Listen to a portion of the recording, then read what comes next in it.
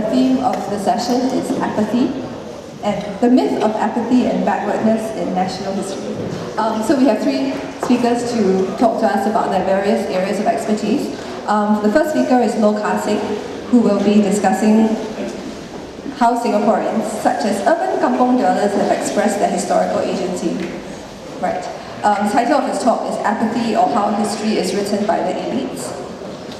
Our second speaker is Jack Chia, who will be talking about the myth of the inert Buddhist towards a history of engaged Buddhism in Singapore.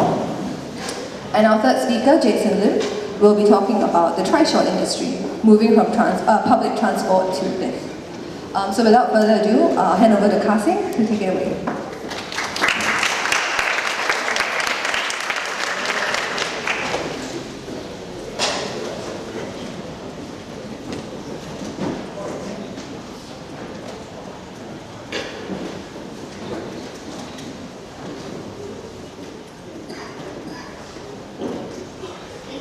Thank you very much, Yimei. I usually pronounce the word as apathy, so I don't know if it's British or American, which one is which. But anyway, I'm going to say apathy. Thank you very much for coming. This shows that there isn't too much apathy in Singapore at this time. For you to come here at 8 o'clock almost and listen to a few things about the past. And I sort of centered this whole seminar today around the idea of apathy, which is, I think, one of the main themes in the characterization of Singapore's identity. You know, that we often hear that this is one of the key aspects of our identity, that Singaporeans are often apathetic, and we hear this from many sources, of course most specifically the government, but also not just government officials. So what I want to think about is how apathy is one of the myths, and historically, where does this idea of apathy come from? And if we look at history through research, we can find that actually the apathy turns out to be something else if we look through the historical archives. Now, what is apathy? Apathy is usually understood as the lack of interest, the lack of action. And in a Singapore context, apathy usually means the lack of interest and the lack of action with regard to government policy. Right? It is not apathy so much in other aspects, but apathy with regards to government initiatives. I'm going to look at apathy, however, in a more critical sense, that apathy is a handle. It's like a door. To open the door, you've got to use the handle to turn it. So apathy is a handle for social change that is led by the elites. Right? It's a very useful and powerful tool for accomplishing such change. Apathy happens twice. The first time it happens is when the policy is being implemented, and then you've got this discourse that people are not active, they are apathetic, and that is why we have got to work on behalf of them, undertake the change on behalf of them. And then the policy is implemented, and in the Singapore context, often the policy is pushed through, and it succeeds to achieve what it wants, and that's the end of that history. But apathy continues to maintain its place in our history, in our historical narratives. And that is when apathy makes the second appearance as a myth. Right? We begin to hear about the past, the Singapore story, and it's because in the past Singaporeans were apathetic, and that is why the government had to do that. Implement a whole range of policies in the last 50 years. And what I want to focus today is the myth of apathy with regards to one aspect, which has changed so much in the times of our parents and grandparents, and also even for us today, those of us who are younger, housing. Right? One of the defining institutions of the lives of Singaporeans, public housing. And apathy has been key to this change in the way that we live, in the way that we find, pay for our houses. The change has been, at the most basic level, a change in the kind of housing. So in the past, there were many people who lived in wooden housing, kampong housing, or the shop house housing in Chinatown, right? Some of you might be quite familiar with these housing areas. Specifically, there were many squatter areas in Singapore City in the 1950s. In Singapore, they are called kampongs. Sometimes we call them urban kampongs. I'm going to call them squatter areas because that's how the government depicted them. So the change was from these squatter areas into public housing areas.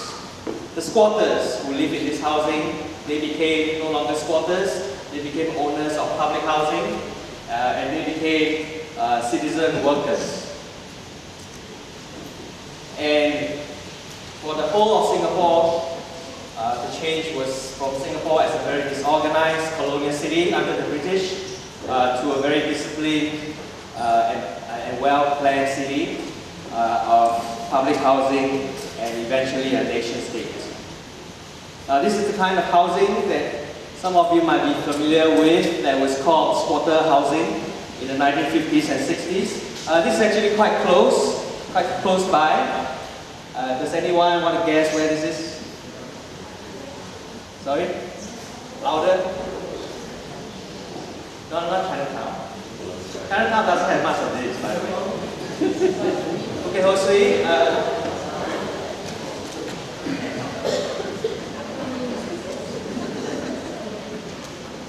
Right?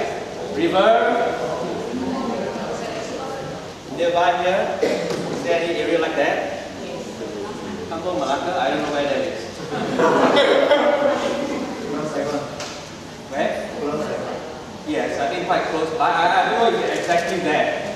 But I think this area was Hong Lim Pasar or Covent Garden. Very close by here. Yeah, Covent Garden was the British name. That is quite small. And in my research, I found about 58 of these urban kampongs within the city area. The bold black line is the limits of the Singapore city in that time. And along the main roads out of this area here, which is the town area, the big town and the small town, along the main roads out to the east, a whole range of squatter areas, especially along in the Geylang Lorong area and outside. Northeast from the town area, Paya Lebar area here, lots as well, Aljunied Road. And towards Toa Payoh, Bukit Timah, there are some too. And more to the west, including this place here, got Covent Garden, Bukit Ho Swee, Tiong Bahru, and then they run to the westwards, Teluk Blangah, Pasir Panjang, and out. So the location of these squatter areas is quite telling. That although they live outside the town area, they were still very much tied economically to the town area, for where their friends were, where their relatives were, and of course where their jobs were ultimately. After the Second World War, at least 20% of the people living in the city area lived in the squatter areas. Most of them belonged to large families. They were quite young families, quite recently established. Usually they had married quite recently after the war or just before the end of the war, and they had at least 3 children each. So a typical family was about 5. They could no longer live in the shop houses. That was too small at the end of the Second World War. They had to find bigger housing, and the most affordable housing they could find was wooden housing established outside the town area. So they were relatively poor too. They lived close to the town area in order to be close to their relatives, friends, and jobs. Now, in the official literature, they are often classified as squatters.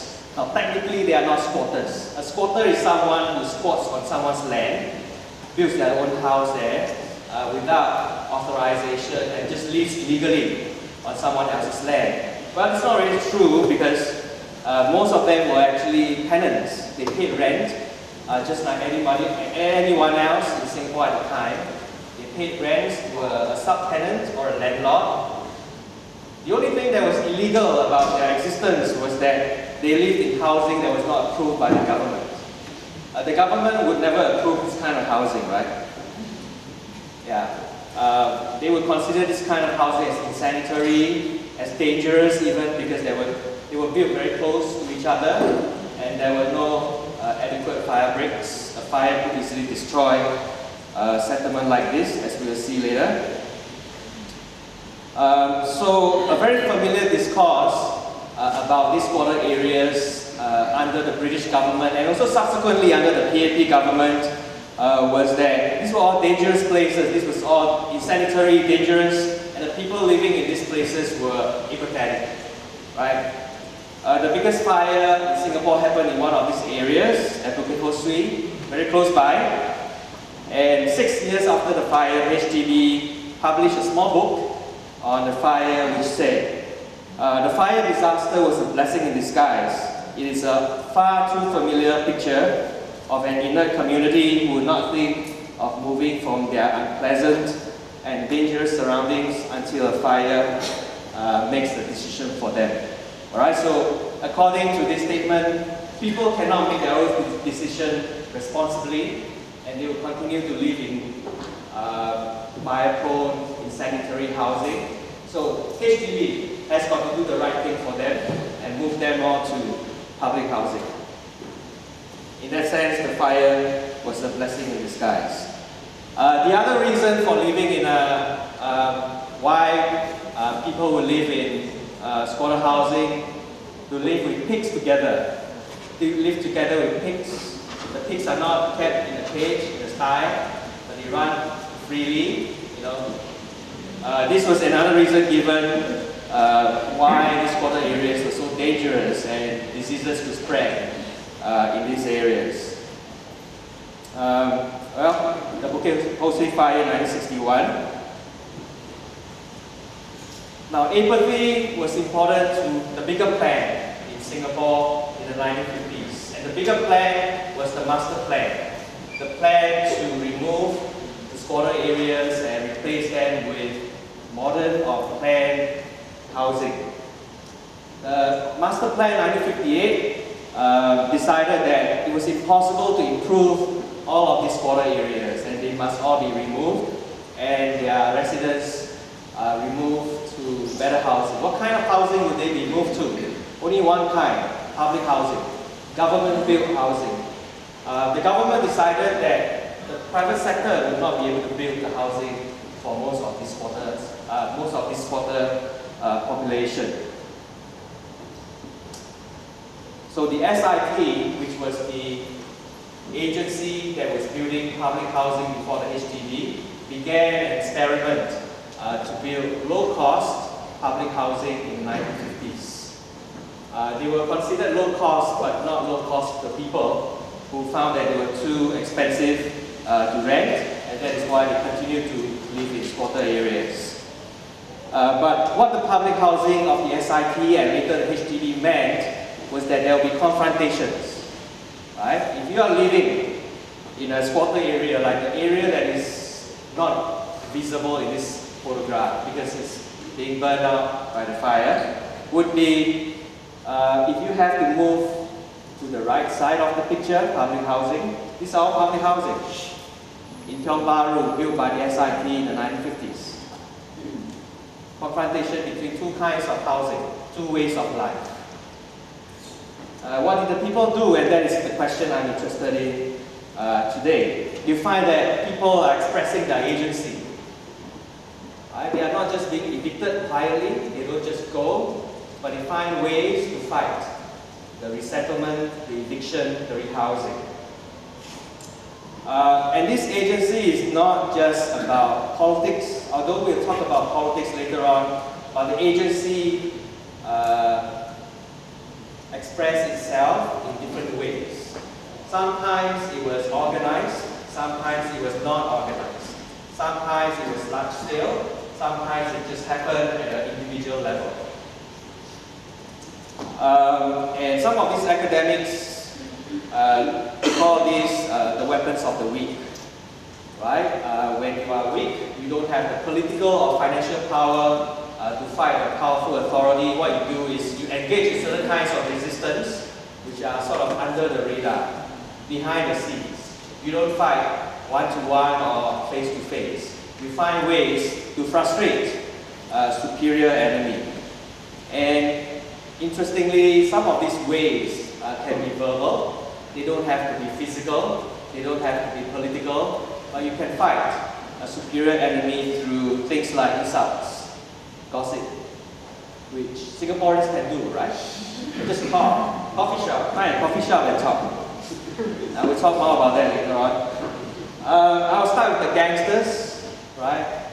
If a team of land inspectors from the SIP, usually there will be one inspector or two. One of them might be European. They are accompanied by some laborers who bring some axes to tear down the house. And the SIP realized they can't just go in like that. If they go in like that, they'll be dead. So they had to bring somebody else. Who would they bring? They don't bring gangsters. The government officials can't really bring gangsters with them into a village. Who would they need to bring? Police. They need to bring police with them. Is that wise to bring police with them?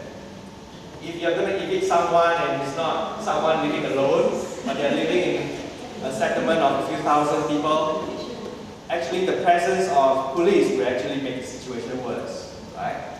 But the first kind of resistance is from the gangsters. Gangsters have two kinds of role in the kampong, right? In the squatter area. In a way, they are criminals. In a way, they are exploitative. Right? They collect this so-called protection money, which is kind of money to watch your head or something. And this is money that is drawn from shopkeepers and hawkers who have businesses in the area.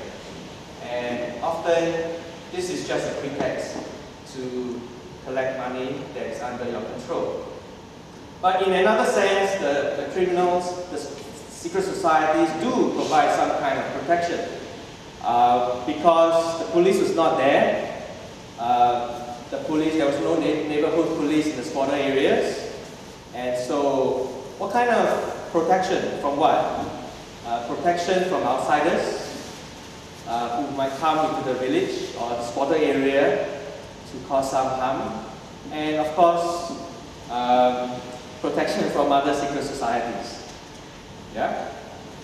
So, when it comes to demolition, a team of SIT inspectors would find that they're confronted by secret societies. And often they would have to withdraw.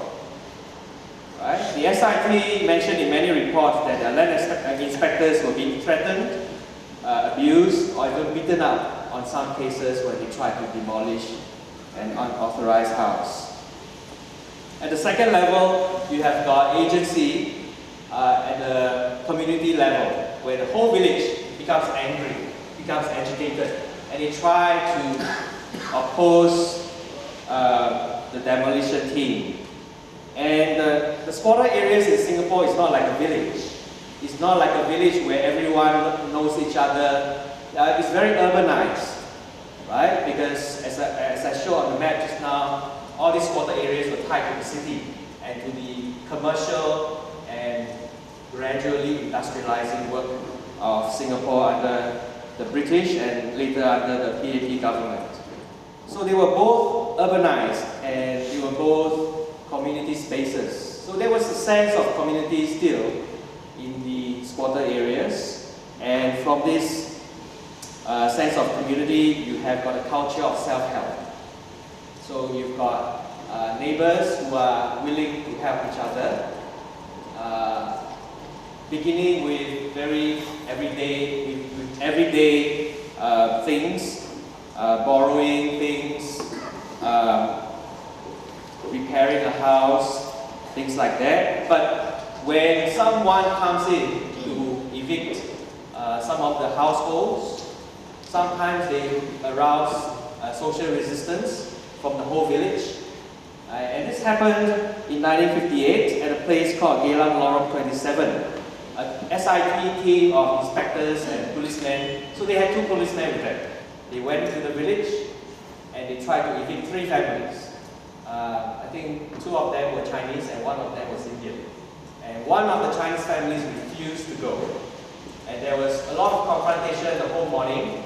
And the the British had to call in a riot truck, come in, a riot squad, to intimidate the village so that they could eventually evict the remaining Chinese family.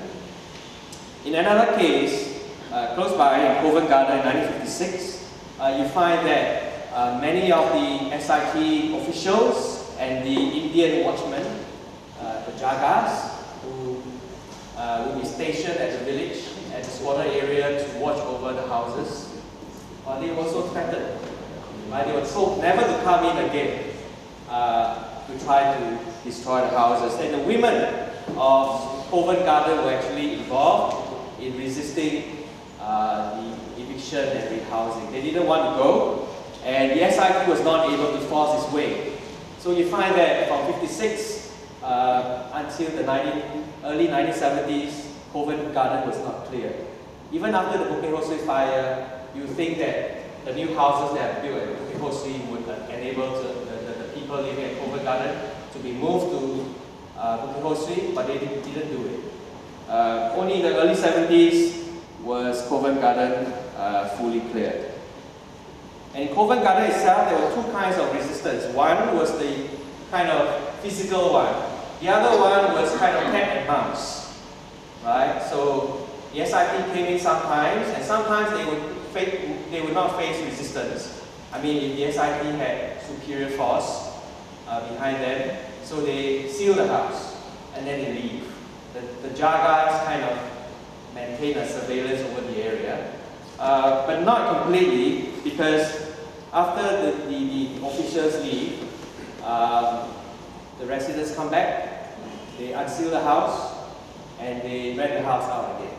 The SIT comes back and they find, how come there are people living in the house again? So this is a cat and mouse game, and the one who wins a cat and mouse game is the one who has superior resilience and determination.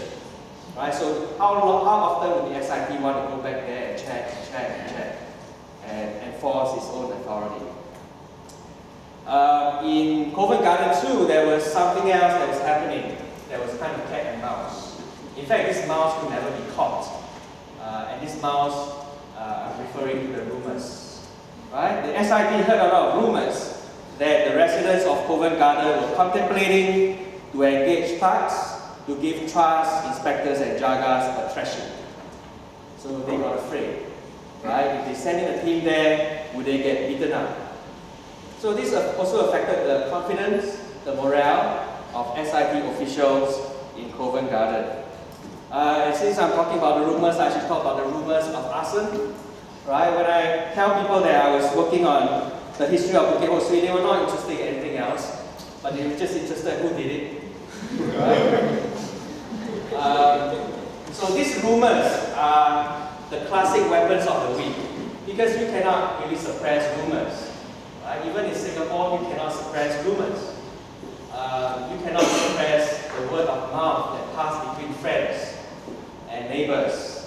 And there were many rumours arising out of the fires that broke out in these areas in the 1950s and 60s.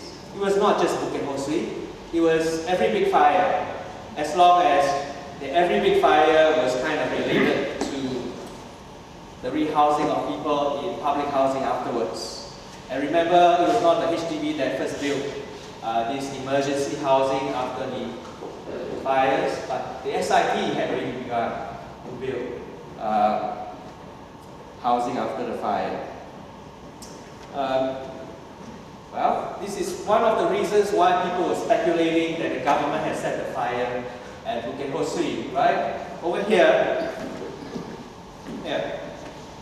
among the crowd of onlookers and fire victims, a fire truck in the center of the road. So people began to wonder, if the government wanted to burn down the kampong, why would they try to save it? And that's why the fire truck is stranded down there in the middle of the road instead of going inside the squatter area to fight the fire. Of course, this is nonsense, right? Because the fire truck couldn't go in. That's why it's on the road. The kampong did not have a road that was big enough for the fire truck to go in. Yeah, but people's suspicions and anger are not so easily suppressed. Another one, if you think that people who live in the squatter areas are empathetic, this picture would actually disprove it, right? Who's fighting the fire here at Bukit Ho Swee? Not the firemen, but the people actually living in the squatter areas. Why would they do this? Would you do this if one day when your house is burning? Would you snatch the fire hose from the firemen? Now, there are two reasons why you do something like this. One, you didn't trust the firemen. Right? In fact, the firemen of Singapore after the Second World War had a terrible reputation that they were not there to fight the fires. They were there afterwards to pick up the valuables. Right? So this was very prevalent in the cases of fires, and the firemen, the fire department often complained about it, that we couldn't fight the fire because all these people had wrested the fire hoses from our hands. Yeah?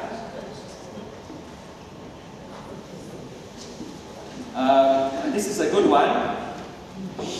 This is the bottom of Bukit Ho Swee. Bukit Ho Swee was a hill. At the bottom of the hill, the fire victims fled with their belongings and their safe. Right? And then some of the people defined the top left-hand corner. Can you see? In the block over there, block of building, a block of flats, sorry, and they are standing in the block looking down at the fire. It's the perfect spot for looking at the fire. Why were they able to go up there? Because the building is half finished. Right? So to many of the fire victims, why would that conveniently be half completed houses when the fire broke out? These were actually flats that the SIP had begun to build after the earlier fire in the area in Tiong Bahru 2 years earlier. But the SIP was too slow, they couldn't finish it. So actually there's a logical reason why the flats were not finished. But to people living in the squatter areas, this was the conspiracy. So clear, right? That there will be half-finished flats after the fire, they're quickly finished, and the fire victims found themselves living in these flats afterwards. Politics. Now, politics would represent the other spectrum, right? We have seen things like rumors, speculation, gangsters, village resistance. Now, this is national politics. This is formal, organized resistance rehousing. And there would be a number of rural associations set up in the 1950s. All of these were linked to the PAP that would try to assist the people living in the squatter areas,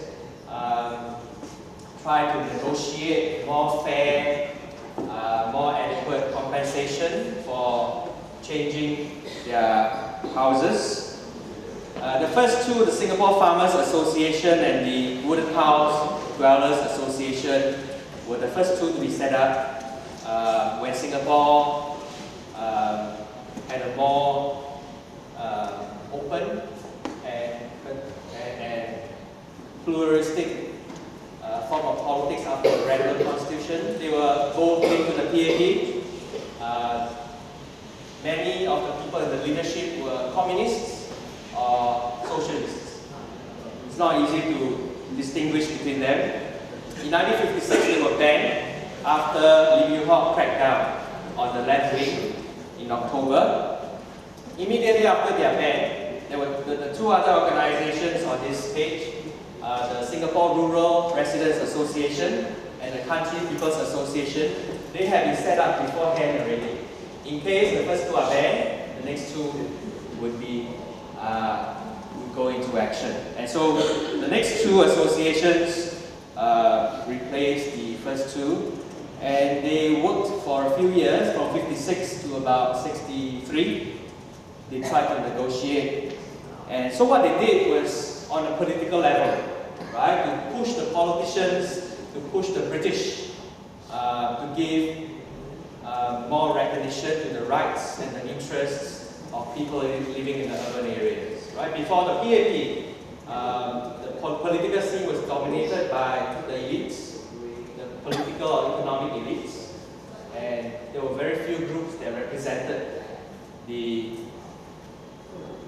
people living in the squatter areas. And of course, the people representing the squatters were not just squatter or rural associations, but also other kinds of associations that represented the people there by their trade, by their educational status. So things like trade unions, left-wing trade unions, old boys associations, hawkers associations, because many of the people living in the squatter areas were either professional hawkers or part-time hawkers, itinerant hawkers.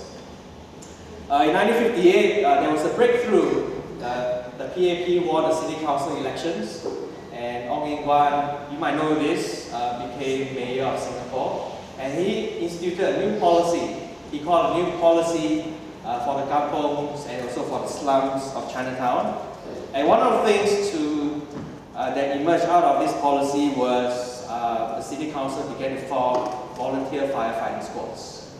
Right, that every squatter area would have a firefighting squad, and they will be manned by volunteers, people living inside the squatter areas.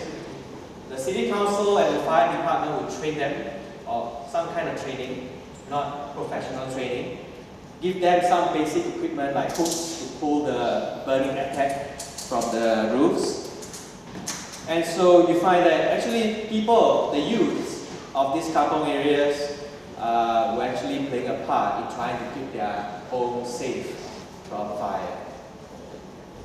Irony is, of course, working with politicians is always a double-edged sword. The more you work with politicians, the less free you become, right? And this is the case in the 60s. Just going to rush through quite quickly. 1963, crackdown on the left. So all those left-wing associations are gone. The squatter population no longer had political representatives. Fires continued to break out.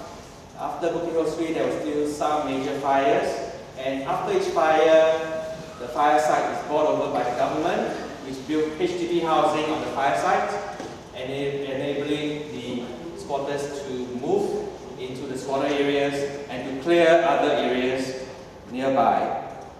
Many of the squatters said to me that their experience in this rehousing, in HDB housing, was not by choice.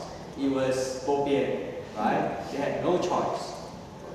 Okay, I'm just going to skip that. The last slide, and this is not related to squatters at all. This is, of course, the recent controversy on An Pin Pin's film, From Singapore with Love, and this was one of the reasons given to why the film continued to be banned after her appeal. As real people and events were featured in the film, the FAC, the Film Classification Committee, felt that viewers who watch it without sufficient knowledge and understanding of the historical context would take the views presented as the truth. This would mean acts of violence and subversion would appear justified to the uninitiated. So I'm actually interested in the last word, uninitiated. That if Singaporeans don't know, then they would just take whatever I say in the documentary for it. So the government then has the responsibility to decide for us.